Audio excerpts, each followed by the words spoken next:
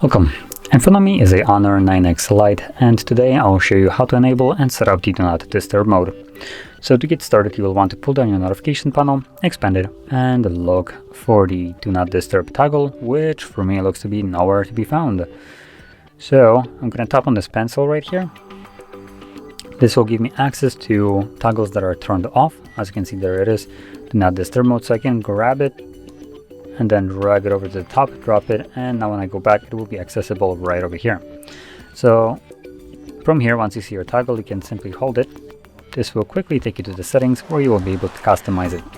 I do recommend you to go into the settings the first time around, just so you at least know what kind of settings are set for it, specifically for like calls and messages. You can also set up a schedule if you want in here, so you don't actually have to toggle on and off the toggle itself. The phone will do it for you.